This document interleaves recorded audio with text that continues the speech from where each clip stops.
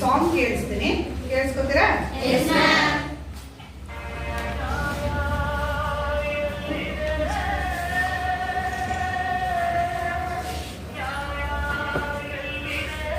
ಕೇಳಿಸ್ತಿದ್ಯಾ?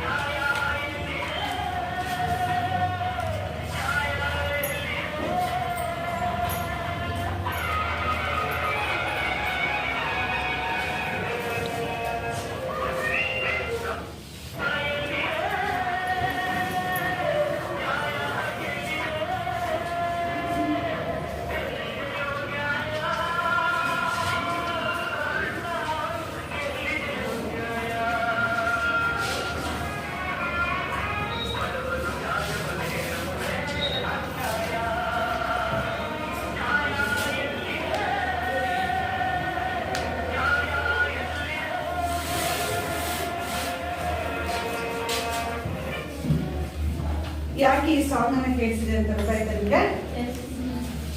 ಇವತ್ತಿನ ದಿನದ ಒಂದು ಪಾಠ justice above self. Justice means ಗೊತ್ತಿದೆ ಅಲ್ವಾ? ಈಗ ಯಾವ ರೀತಿಯಾಗಿ ನ್ಯಾಯ ಎನ್ನುವಂಥದ್ದು ದುಡ್ಡಿರುವವರ ಕೈಯಲ್ಲಿ ಸಿಲುಕಿ ಒದ್ದಾಡ್ತಿದೆ ಎನ್ನುವಂಥದ್ದನ್ನ ನಿಮಗೆ ಒಂದು ಸಾಂಗ್ ಮೂಲಕ ಕೇಳಿರ್ಬೋದು. ಈ ಸಾಂಗ್ ಅನ್ನ ಒಂದು ಫಿಲಮ್ ಸಾಂಗ್. ಸೊ ಇಲ್ಲಿ ಜಸ್ಟಿಸ್ ಅಬೌವ್ ಸೆಲ್ಫ್ ಎನ್ನುವಂತಹ ಪಾಠ ಹೇಗೆ ಸ್ವಯಂ ನ್ಯಾಯ ನಿರ್ಣಯವನ್ನ ಮಾಡಿಕೊಳ್ಳುವಂಥದ್ದು, ಯಾವ ರೀತಿಯಾಗಿ ಈ ಒಂದು ಪಾಠದಲ್ಲಿ ಬರುವಂತಹ ಒಂದು ನ್ಯಾಯವನ್ನ ಯಾವ ರೀತಿಯಾಗಿ ತೀರ್ಮಾನವನ್ನ ಮಾಡ್ತಾರೆ. ನಾವು ಮೊದಲೆಲ್ಲ ಗೊತ್ತಿದೆ ನಮ್ಗೆ ಈ ರೀತಿಯಾಗಿ court, high court, supreme court, police ಸ್ಟೇಷನ್ಸ್ಗಳು ಇಲ್ಲದೆ ಇರುವಂತಹ ಕಾಲದಲ್ಲಿ ಯಾವ ರೀತಿಯಾಗಿ ನ್ಯಾಯ ತೀರ್ಮಾನ ಮಾಡ್ತಿದ್ರು ಎನ್ನುವಂಥದ್ದನ್ನ ಊರಿನಲ್ಲಿ ಇರುವಂತಹ ಮುಖ್ಯಸ್ಥರು, ಹಿರಿಯರು ಸೇರ್ಕೊಂಡು ಒಂದು ಊರಿನ ಚೇರ್ಮನ್ ಇರುವಂತವರು ಯಾವ ರೀತಿಯಾಗಿ ನ್ಯಾಯ ತೀರ್ಮಾನ ಮಾಡ್ತಿದ್ರು ಅಂತೇಳಿ ನಾವು ಹಳೆಯ ಕಾಲದಲ್ಲಿ ಅಥವಾ ನಮ್ಮ ಮನೆಯಲ್ಲಿ ಇರುವಂತಹ ಹಿರಿಯರ ಹತ್ರ ನಾವು ಕೇಳಿ ತಿಳ್ಕೊಳ್ಬಹುದು, ಅಥವಾ ಹಳೆ ಫಿಲಂಗಳಲ್ಲಿ ನೋಡಿದ್ರೆ ನಮ್ಗೆ ಆಗ್ತದೆ. ಸೊ ಅದೇ ರೀತಿಯಾದಂತಹ ಒಂದು ಪಾಠವನ್ನ ಇಲ್ಲಿ ನಿಮ್ಗೆ ಇಟ್ಟಿದ್ದಾರೆ.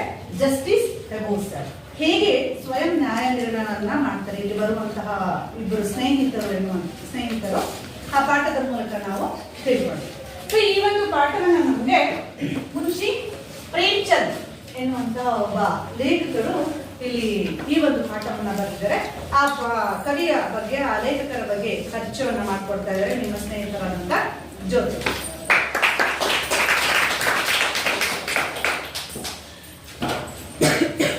ನೋಡಿ, ಇವರೇ ಮುನ್ಷಿ ಪ್ರೇಮ್ಚಂದ್. ಈ ಡ್ರಾಯಿಂಗು ನಮ್ಮ ಸ್ಟೂಡೆಂಟೇ ಬಿಡಿಸಿರುವಂಥದ್ದು. ನಿಮ್ಗೆ ನೋಡಿ ಎಷ್ಟು ಚೆನ್ನಾಗಿ ಬಿಡಿಸಿದ್ದಾರೆ. ಸೊ ಮುನ್ಷಿ ಪ್ರೇಮ್ಚಂದ್ರ ಬಗ್ಗೆ ಇನ್ಫಾರ್ಮೇಶನ್ ಅನ್ನ ಹೇಳ್ತಾರೆ, ಕೇಳಿಸ್ಕೊಂಡು. Dhanapal Rai better Keno by his pseudonym Munshi Premchand was a famous Indian author and poet who absorbed into modern Hindi and Urdu literature with his writings. The writer is monthly recognized for his creations that always is mainly recognized contained a social message and result a voice against the social evils prevailing in Indian society. ಇವರು ನಮಗೆ ಇಂಗ್ಲಿಷ್ನಲ್ಲಿ ಬರೆದಿರುವಂತಹ ಬರಹಕಾರಕ್ಕಿಂತ ಹೆಚ್ಚಾಗಿ ಉರ್ದು ಮತ್ತೆ ಹಿಂದಿನಲ್ಲಿ ಬರೆದಿರುವಂಥದ್ದನ್ನ ನಾವು ನೋಡ್ತೀವಿ. So ಇಲ್ಲಿ ಈ ಮುನ್ಷಿ ಪ್ರೇಮಚಂದ್ರ ಅವರನ್ನ ನಾವು ಪೆನ್ ನೇಮ್, ಅವರ ಒಂದು ಪೆಟ್ ನೇಮ್ ಅಂತ ಹೇಳ್ಬೋದು. ಸೊ ಅವರ ಹೆಸರು ಧನ್ಪತ್ ರಾಯ್. ಧನ್ಪತ್ ರಾಯ್ ಎನ್ನುವಂಥದ್ದು ಅವರ ಒರಿಜಿನಲ್. ಸೊ ಇದು ಅವರ ಪೆನ್ ನೇಮ್ ಅಂತ ಹೇಳಿ ಅವರಿಗೆ ಇರುವಂತಹ ಒಂದು ಹೆಸರುವಾಸಿ ಆಗಿರುವಂತಹ ಒಂದು ಹೆಸರು. He was a famous Indian author and poet. ಇವರು ಭಾರತದ ಹೇಗೆ ಜ್ಞಾನಪೀಠ ಪ್ರಶಸ್ತಿಯ ಕವಿಗಳು ಹೇಗೆ ಇದ್ದಾರೆ ಅದೇ ರೀತಿಯಾಗಿ ಇವರು ಒಬ್ಬ ಭಾರತದ ಫೇಮಸ್ ಆಗಿರುವಂತಹ ಪ್ರಸಿದ್ಧಿ ಹೊಂದಿರುವಂತಹ ಆಥರ್ ಆಗಿದ್ರು. ಆಥರ್ ಮೀನ್ಸ್ ಲೇಖಕರಾಗಿದ್ರು, ಜೊತೆಗೆ ಬರ್ಕೊಳ್ಬೇಕಲ್ಲ ಮತ್ತೆ ಇನ್ನೇನೋ ಕವಿಗಳಾಗಿ ಕೆಲಸವನ್ನ ನಿರ್ವಹಿಸಿದ್ರು.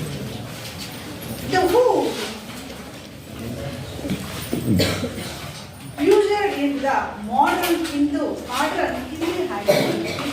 ಇವರು ಹಿಂದಿ ಮತ್ತೆ ಉರ್ದುನಲ್ಲಿ ಹೆಚ್ಚಾಗಿ ಬರವಣಿಗೆಯನ್ನ ಬರೆದಿರುವಂತದ್ದನ್ನ ನಾವು ನೋಡ್ಬೋದು. ಯಾರು ಮುನ್ಷಿ ಪ್ರೇಮಚಂದ್. ಹಿಂದಿ ಮತ್ತೆ ಉರ್ದುನಲ್ಲೂ ಸಹ ಇವರ ಒಂದು ಲಿಟರೇಚರ್ ಬರವಣಿಗೆಯನ್ನ ನಾವು ಸಾಹಿತ್ಯವನ್ನ ಗಮನಿಸಬಹುದು. ವಿತ್ ಇಸ್ ರೈಟಿಂಗ್ಸ್ ಬರವಣಿಗೆಗಳ ಜೊತೆಗೆ he was the writer of mainly recognized for the creations that always contained the social message.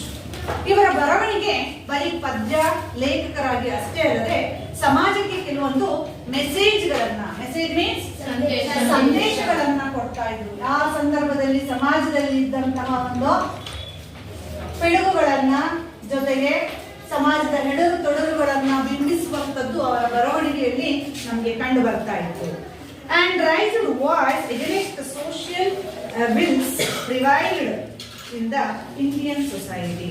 ಜೊತೆಗೆ ಸಮಾಜದಲ್ಲಿದ್ದಂತಹ ಸೋಷಿಯಲ್ ಅಬಿಲ್ಸ್ ಮೀನ್ಸ್ ಸಾಮಾಜಿಕ ಪಿಡುಗುಗಳು ಏನಿತ್ತಪ್ಪ ಸಮಾಜದಲ್ಲಿ ಇದ್ದಂತಹ ಒಂದು ಪಿಡುಗುಗಳು ಏನು, ವರದಕ್ಷಿಣೆ ಕಿರುಕುಳ ಇರ್ಬೋದು, ಅಲ್ಲಿರುವಂತಹ ಒಂದು ಸತಿ ಸಹಗಮನ ಪದ್ಧತಿಗಳು, ಮೂಢನಂಬಿಕೆಗಳು, ಆಚಾರ ವಿಚಾರಗಳು ಹೇಗಿದ್ವು ಅದರ ವಿರುದ್ಧ ಮೆಸೇಜ್ಗಳನ್ನ ಸಮಾಜಕ್ಕೆ ಕೊಡ್ತಾ ಇದ್ವು. ಸಾಮಾಜಿಕ ಪಿಡುಗುಗಳು, ಜಾತೀಯತೆ ಇರ್ಬೋದು, ವರ್ಗ ಕಲಹಗಳಿರ್ಬೋದು, ಆ ವಿಚಾರಗಳಿಗೆ ಸಂಬಂಧಿಸಿದಂತೆ ಅವರ ಬರವಣಿಗೆಗಳು ಇರ್ತಾ ಇತ್ತು. ಅದರ ವಿರುದ್ಧ ಹೇಗೆ ಎದುರಿಸಬೇಕು ಎನ್ನುವಂಥದ್ದನ್ನ ನಾವು ನೋಡ್ಬೋದಿತ್ತು ನಮ್ಮ ಭಾರತೀಯ ಸಮಾಜದಲ್ಲಿ.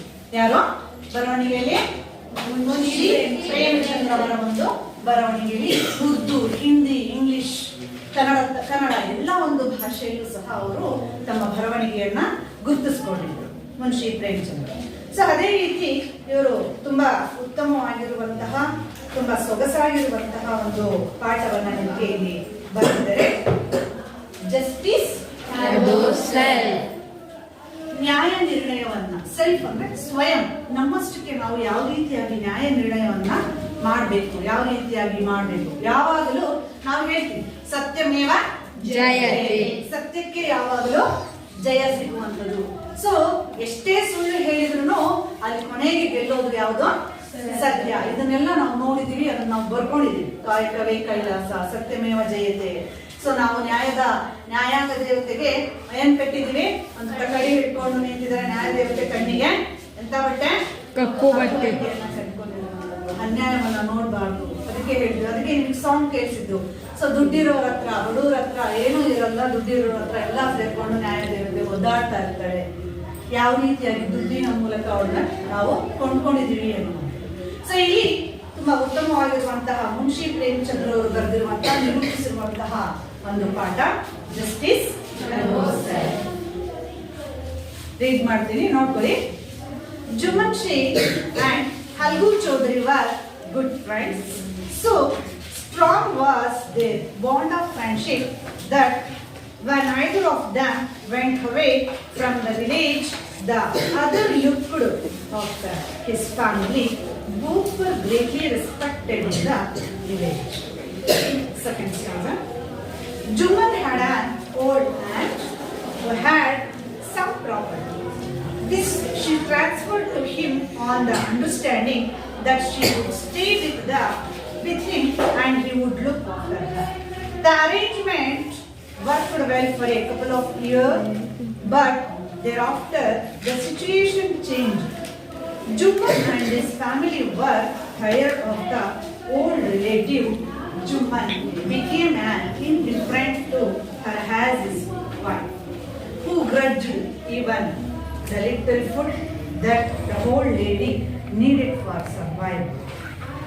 She swallowed these insults along with her food for a few months, but patience has its limits. One day she spoke to Juman.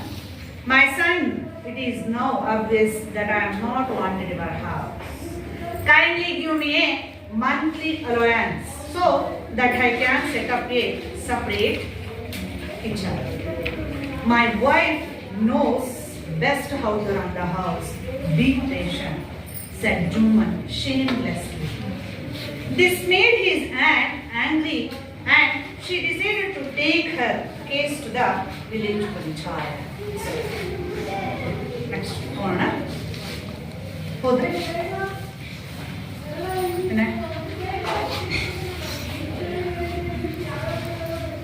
Juman Sheikh and Raghu Chaudhary. Juman Sheikh and Raghu Chaudhary were good friends. So strong was their bond of friendship that when each of them went away from the village, the other looked after his family. Both were greatly respected in the village. Juman had an old aunt who had some property. This she transferred to him on the understanding that she would stay with him and he would look after her. The arrangement worked well for a couple of years. Next, Nadesha. Worked well for a couple of years, but thereafter the situation changed.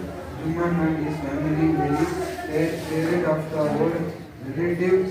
Juman became as indifferent to her as his wife who Sir, next. grudged Sarika.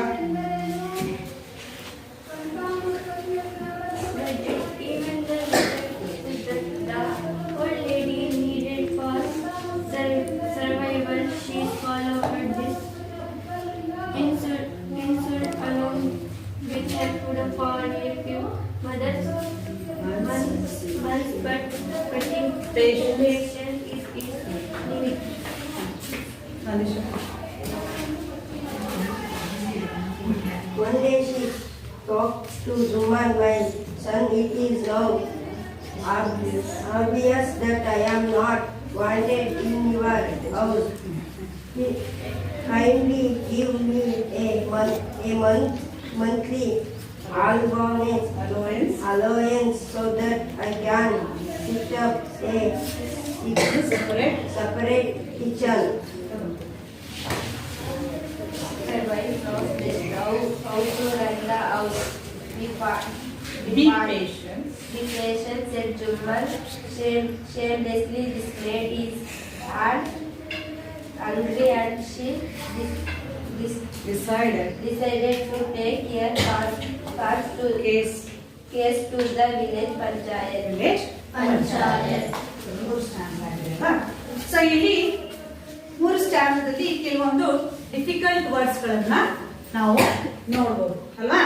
So ಇಲ್ಲಿ ಬರುವಂತಹ difficult words yes come on, ಯಾರ್ಯಾರು difficult ವರ್ಡ್ಸ್ಗಳನ್ನ ಗುರುತಿಸ್ಬಿಟ್ಟು ಬರೀತೀರಾ ನೋಡಿ ಬನ್ನಿ.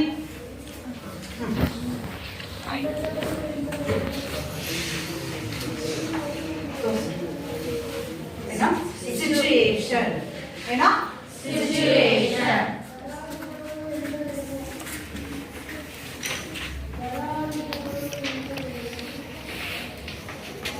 Next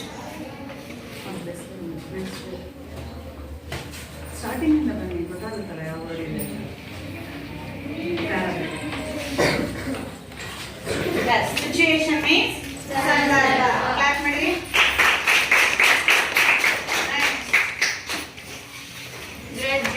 Grudge. ಏನೋ grudge.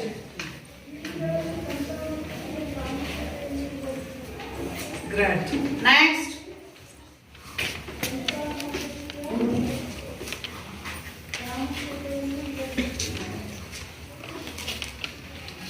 Grudge means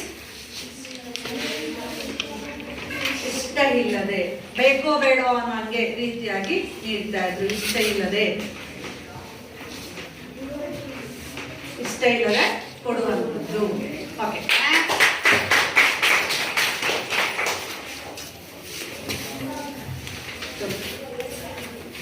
ಏನೋ allowance. What is the word? Allowance. Allowance. ಈ allowance ಅನ್ನ ಇಲ್ಲಿ TADA travelling allowance, daily allowance ಅಂತೇಳಿ ನಮ್ಗೆ ಇರುತ್ತೆ ವರ್ಡ್ಸ್. ಅದು ಅಲೋಯನ್ಸ್ ಅಂದ್ರೆ ಅದರ ಖರ್ಚನ್ನ, ಅದರ ಭತ್ಯವನ್ನ ಅಂತೇಳಿ ಅನ್ನುವ ಅರ್ಥದಲ್ಲಿ ಬಳಸ್ತೀವಿ. ಅದರ ಖರ್ಚು.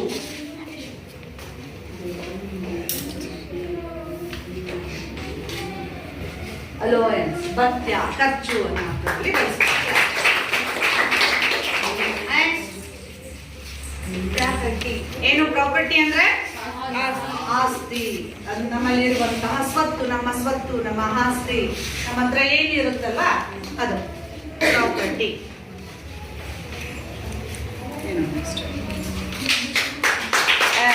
ಏನು ಪ್ರಾಪರ್ಟಿ ಅಂದ್ರೆ? ಆಸ್ತಿ. Transferred.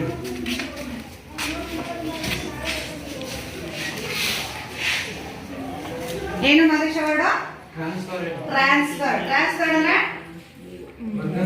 ಒಬ್ಬರಿಂದ ಒಬ್ಬರಿಗೆ ಅದನ್ನ ಚೇಂಜ್ ಮಾಡುವಂಥದ್ದು, ವರ್ಗಾಂತರಿಸುವಂಥದ್ದು, ಕೊಡುವಂಥದ್ದು,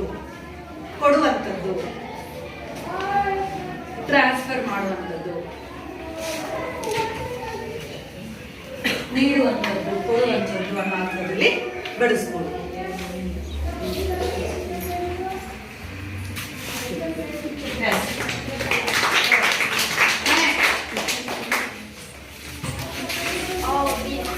Obvious. ಏನೋ obviously. Obviously. Obviously. Obviously means ಖಂಡಿತವಾಗಿ, ನಿಜವಾಗಿಯೂ.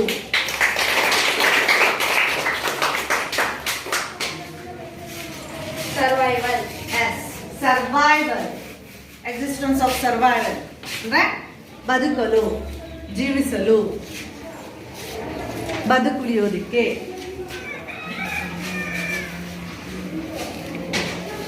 ಸರ್ವೈವಲ್. ಬರ್ಕೊಳ್ಳಿ ಅದನ್ನೆಲ್ಲ.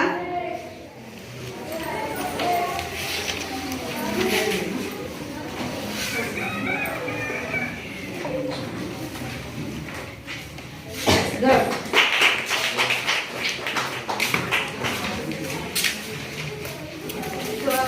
Swallowed. ಏನ? Swallowed. Swallowed means ಏನಮ್ಮ?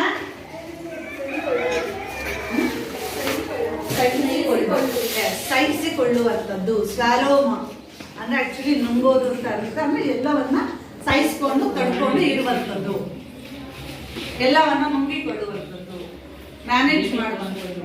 ಸಹಿಸಿಕೊಂಡು, ಸಹಿಸಿಕೊಂಡು.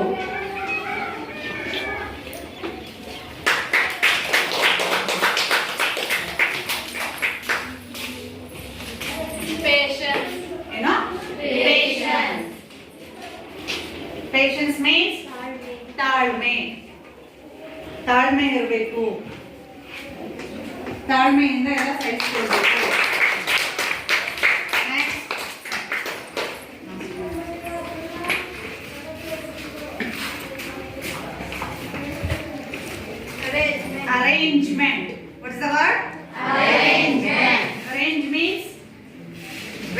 ವ್ಯವಸ್ಥಿತವಾಗಿ ಇರುವಂಥದ್ದು. ವ್ಯವಸ್ಥೆ, ಅರೇಂಜ್ಮೆಂಟ್ ಹೇಗಿತ್ತು?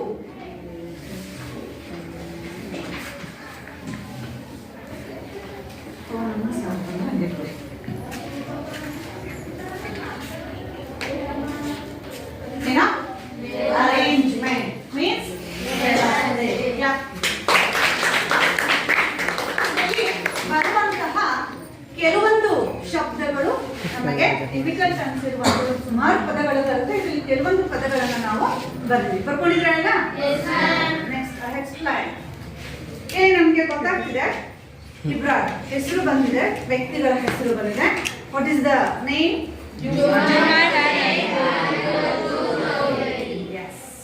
Jumman Sheikh and Algu Chaudhari were good friends. ಇಬ್ರು ಆತ್ಮೀಯ ಸ್ನೇಹಿತರು, ಚಿಕ್ಕ ಸ್ನೇಹಿತರು ಅಂತ ಕರಿತೀವಲ್ವಾ. ಮೊದಲಿಂದ ನಾವು ಹೇಳ್ತೀವಿ, ನಾವು ಅಂಗನವಾಡಿಯಿಂದ ಫ್ರೆಂಡ್ಸ್ ಅಪ್ಪ ಅಂತ ಹೇಳ್ತಾರೆ. ಈವನ್ ಅವರು ಜಾಬ್ ಕೆಲ್ಸಕ್ಕೆ ಹೋಗೋವರೆಗೂ ಫ್ರೆಂಡ್ಸ್ ಆಗೇ ಇರ್ತಾರೆ ಅಲ್ವಾ. ನಾವು 1ನೇ ಕ್ಲಾಸಿಂದ ಫ್ರೆಂಡ್ಸ್ ಅಪ್ಪ ಅಂತೇಳಿ ಹೇಳ್ಕೊಂಡು ಇರುವಂತಹ ಒಂದು ಫ್ರೆಂಡ್ಶಿಪ್ ಅನ್ನ ಉಳಿಸ್ಕೊಂಡಿರುವಂತವ್ರನ್ನ ನಾವು ನೋಡ್ತೀವಿ. ಅದೇ ರೀತಿ ಈ ಜುಮ್ಮನ್ ಶೇಖ್ ಮತ್ತೆ ಯಾರೋ ಅಲ್ಗು ಚೌಧರಿ ಇಬ್ರು ಫ್ರೆಂಡ್ಸ್. ಜುಮ್ಮನ್ ಶೇಖ್ ಅಂಡ್ ಅಲ್ಗು ಚೌಧರಿ ಇಬ್ರು friends. The good friend, not a friend, ತುಂಬಾ ಒಳ್ಳೆಯ ಸ್ನೇಹಿತರು. So the strong was the bond of friendship. ಇವರ ಒಂದು ಫ್ರೆಂಡ್ಶಿಪ್ ಹೇಗಿತ್ತು ಅಂತಂದ್ರೆ, ಅವರ ಒಂದು ಸ್ನೇಹತ್ವ ತುಂಬಾ bond of friend. Bond friendship means ತುಂಬಾ ಬಿಡಿಸಲಾಗದಂತಹ ಒಂದು ಸಂಕೋಲೆಯ ರೀತಿಯಾಗಿ ಅವರ ಒಂದು ಸ್ನೇಹತ್ವ ಎನ್ನುವಂಥದ್ದು ಇರ್ತಾರೆ. ಈಗೆಲ್ಲ ಹೇಗೆ ಅಂದ್ರೆ, ಈ ರಿಲೇಟಿವ್ಸ್ಗಿಂತ ಜಾಸ್ತಿ ಫ್ರೆಂಡ್ಸ್ ಸರ್ಕಲ್ಲೇ ಜಾಸ್ತಿ, ಫ್ರೆಂಡ್ಸನ್ನೇ ಜಾಸ್ತಿ ಹಚ್ಕೊಂಡಿರೋದು, ಎಲ್ಲರ ಮನೆ ಫ್ರೆಂಡ್ಸ್ಗಳೇ ಬರೋದು ಹೋಗೋದು ಜಾಸ್ತಿ ಅಲ್ವಾ. ಸೊ ಯಾವುದೇ ಕಲ್ಮಶ ಇಲ್ಲದೆ ಇರುವಂತಹ ಒಂದು ವ್ಯಕ್ತಿತ್ವ ಅಂದ್ರೆ ಈ ಸ್ನೇಹಿತರು ಅಂತೇಳಿ ತುಂಬಾ ಜನ ಫ್ರೆಂಡ್ಸ್ಗಳ ಜೊತೆ ತುಂಬಾ ಒಡನಾಟವನ್ನ ಇಟ್ಕೊಂಡಿರುವಂಥದ್ದನ್ನ ನಾವು ಗಮನಿಸ್ತೀವಿ. ಅದೇ ರೀತಿ ಜುಮ್ಮನ್ ಶೇಖ್ ಮತ್ತೆ Algu Chaudhari. That when either of them went away from the village, village means ಹಳ್ಳಿ, ಊರು, ಆ ಊರಿನ ಒಂದು ಗ್ರಾಮ. ಆ ಗ್ರಾಮದಲ್ಲಿ ಇಬ್ರು ಹಳ್ಳಿಯಲ್ಲಿ ಇರುವಂತಹ ಇಬ್ರು ಫ್ರೆಂಡ್ಸು. ಒಬ್ಬ ಯಾರಾದ್ರೂ ಹಳ್ಳಿಯಿಂದ ಹೊರಗೆ ಹೋದ, ಏನಾದ್ರೂ ಕೆಲ್ಸದ ಮೇಲೆ ಹೊರಗೆ ಹೋದ್ನಪ್ಪ, ಬರ್ಲಿಲ್ಲ 2-3 ದಿನ ಗಂಟೆ ಕೆಲ್ಸದ ಮೇಲೆ ಹೋದ ಅಂತಂದ್ರೆ, ಈ other looked after his family both were greatly respected in the village. ಅವನಿಲ್ಲ ಅಂದ್ರೆ ಇವನ್ ಫ್ಯಾಮಿಲಿಗೆ ಏನಾದ್ರು ಕಷ್ಟ ಬಂದ್ರೆ ಇವನ್ ನೋಡ್ಕೊಳ್ತಾ ಇದ್ದ. ಯಾರು? ಜುಮ್ಮನ್ ಶೇಖ್ ಹೊರಗೆ ಹೋದ್ರೆ ಅಲ್ಗು ಚೌಧರಿ ಅವರ ಒಂದು ಫ್ಯಾಮಿಲಿ, ಕುಟುಂಬದಲ್ಲಿ ಏನಾದ್ರು ಸಮಸ್ಯೆ ಅಥವಾ ಏನಾದ್ರು ಪ್ರಾಬ್ಲಮ್ ಬಂತಂದ್ರೆ ನೋಡ್ಕೊಂತ ಇದ್ದ.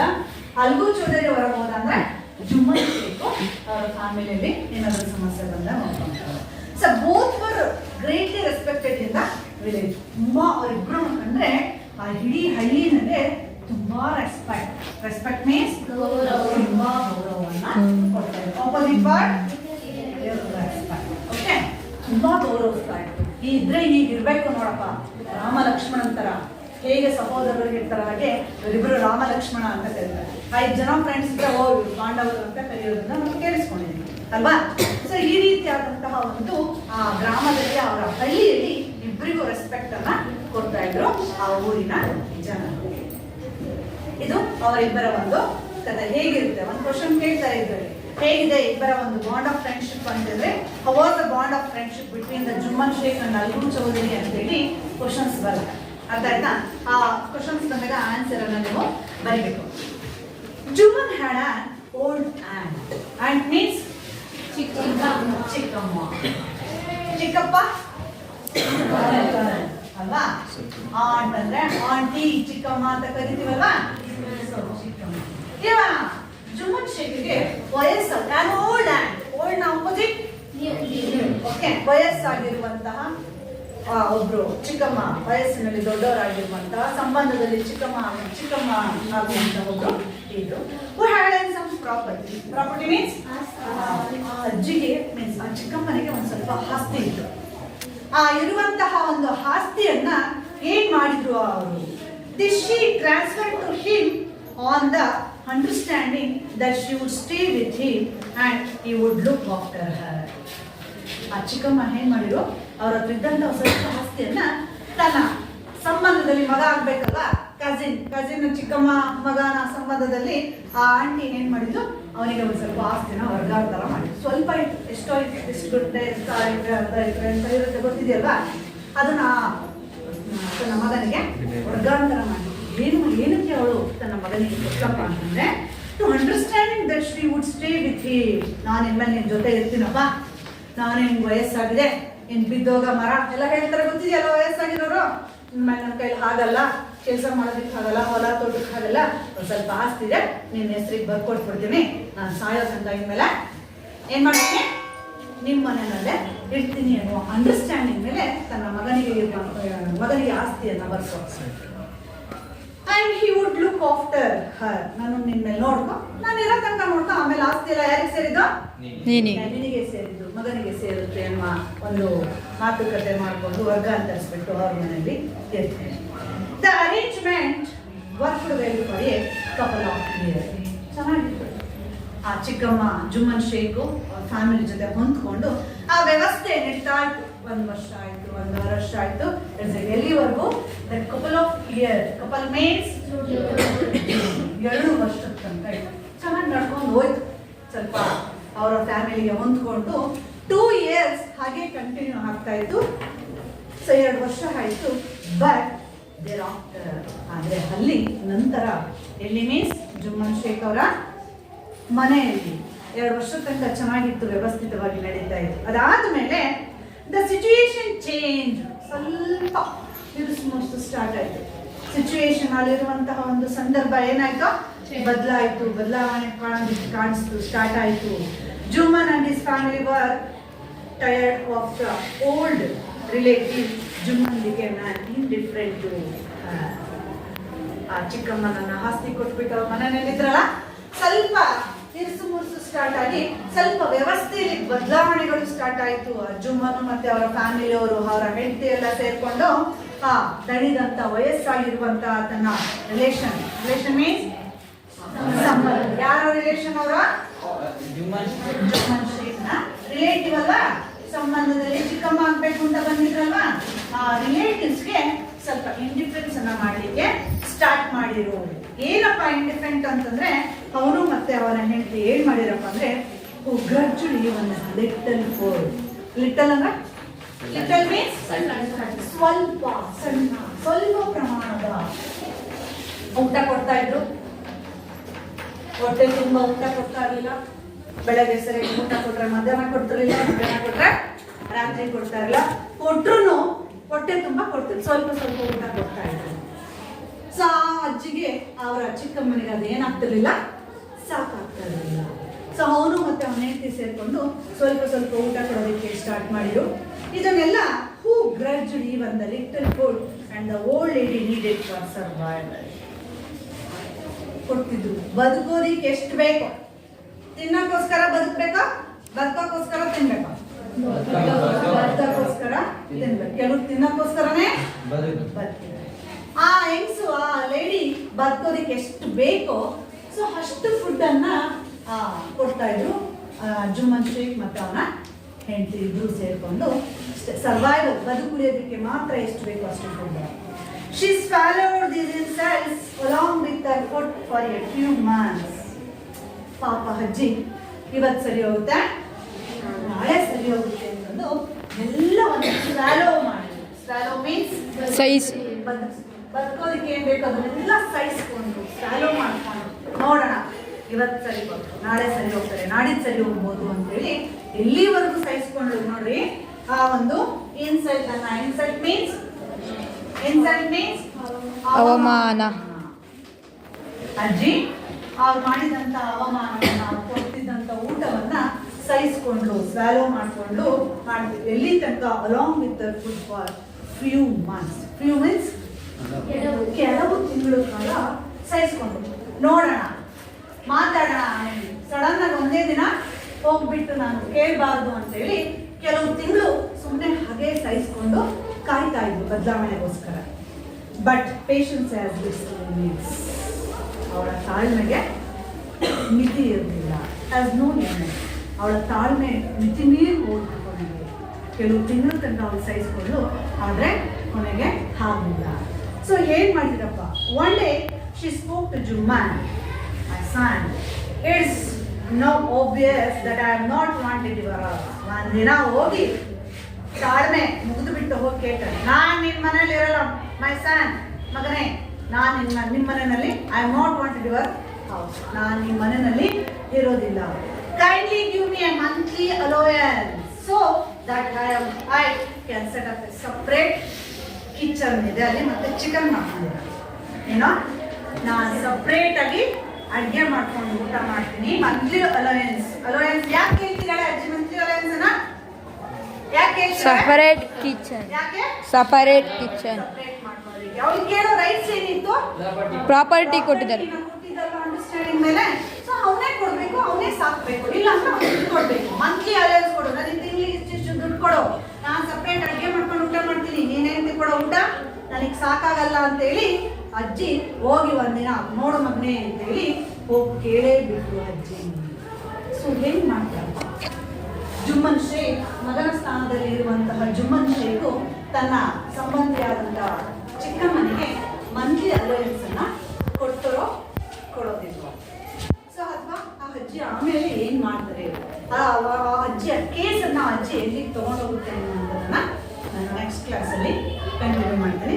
ಸೊ ಇದರಲ್ಲಿ ಬರುವಂತಹ ಕೆಲವೊಂದು ಕ್ವಶನ್ಸ್ ಇದೆ, ಆ ಕ್ವಶನ್ಸ್ಗಳಿಗೆ ನಾನು ಕ್ವಶನ್ ಕೇಳ್ತೀನಿ, ಆನ್ಸರ್ ಮಾಡಿ. How was the bond of friendship between Juman and Ali? How was the bond of friendship? Yes. The bond of friendship between Juman and Albu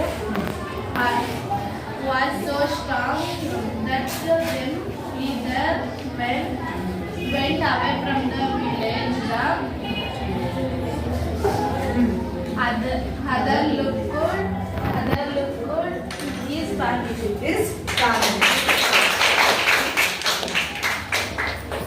The bond of friendship between Juman and Albu was so strong that when Good. either of them went away from the village, the other looked this family. The bond of friendship between Juman and Albu was so strong that when the house them went away from the village,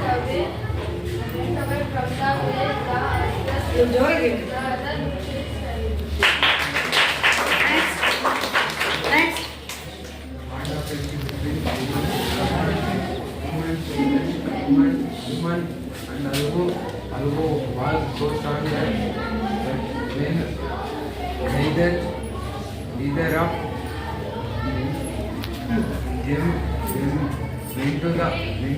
away from the village, the others looked his family. The bond of friendship between Juman and Albu was so strong that when the village, the other looked his family.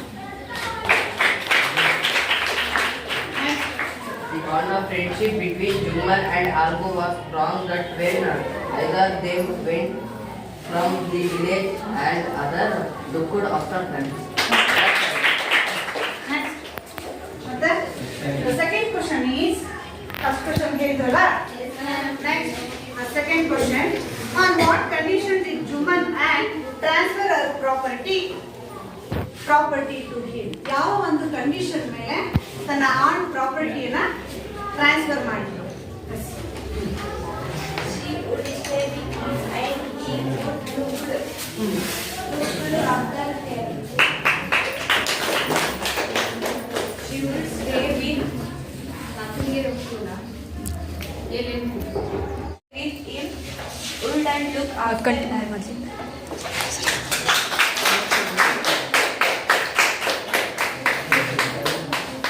She would stay with him and he would look after her. She would stay with him and he would look after her. She would stay with him and he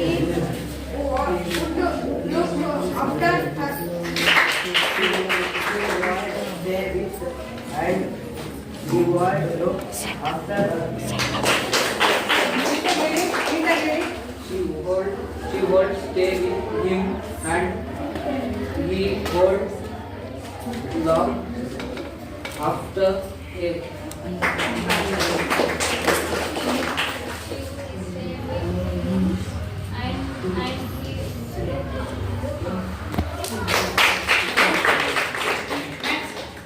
What did the aunt demanded to set up a separate kitchen?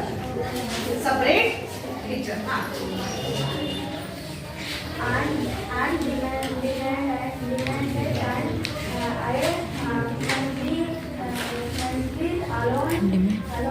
Allowance.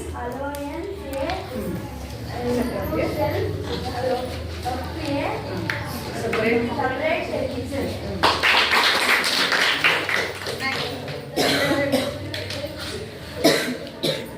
Aunt demanded a monthly allowance to set up a separate kitchen. The aunt demanded monthly allowance to set up a separate kitchen. The aunt demand to give separate kitchen. The aunt demanded to set up a new kitchen. Give me a monthly allowance. ಇದರಲ್ಲಿ ಕೆಲವೊಂದು opposite words ಬರುತ್ತೆ. ನಿಮ್ಮ friend ಆಗಿರುವಂತಹ ಅಮೂಲ್ಯ ಅಂತ ಹೇಳ್ತಾರೆ, ಕೇಳಿಸ್ಕೊಳ್ಳಿ, ಹಾಗೆ ಹೇಳಿ. Hi friends, my name is Amulya. Opposite words from justice above self. Good, bad, friend, enemy, strong, weak, after, before.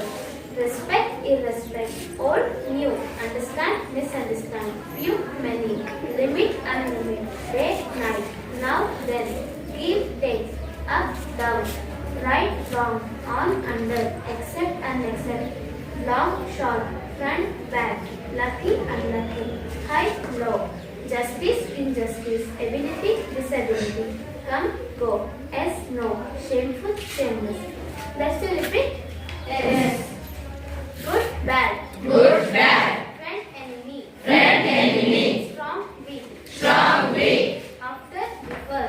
After, before. Respect, irrespect. Respect, irrespect. Old, new. Old, new. Understand, misunderstand. Understand, misunderstand. Few, many. Few, many. Limit, unlimit. Limit, unlimit. Day, night. Day, night. Now, then. Now, then. Give, take. Give, take. Up, down. Up, down. Right, wrong. Right, wrong. On, under. On, under. Accept, unaccept. Accept, unaccept. Long, short. Long, short. Front, back. Front, back. Lucky, unlucky. Lucky, unlucky. High, low. High, low. Thank you, friends. Next class ಅಲ್ಲಿ ಯಾವ ರೀತಿಯಾಗಿ ಜುಮ್ಮನ್ ಶೇಖ್ ಅವರಿಗೆ monthly allowance ಅನ್ನ old ಆಂಟಿಗೆ ಕೊಡ್ತಾರೆ ಅಥವಾ ಇಲ್ವೋ ಎನ್ನುವಂಥದ್ದನ್ನ ನಾವು ನೆಕ್ಸ್ಟ್ ಕ್ಲಾಸ್ ಅಲ್ಲಿ ಕಂಟಿನ್ಯೂ ಮಾಡೋಣ. Thank you.